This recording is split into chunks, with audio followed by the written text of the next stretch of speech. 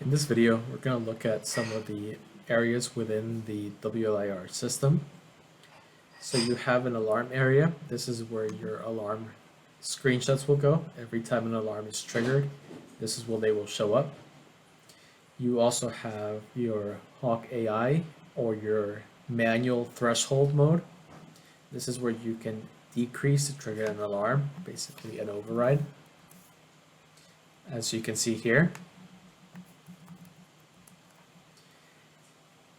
below you're going to have all the people that are passing by if you have set it to capture this. This is also ideal for those companies looking to, keep an eye of who's walking by for security. And the last thing here is you have your counters. This is also great for those that are keeping count how many people enter or exit a building. There's also the alarms that have been triggered with the alarm captures here. Again, you can open the alarm capture itself. The folder for where these are captured can also be right-clicked and opened.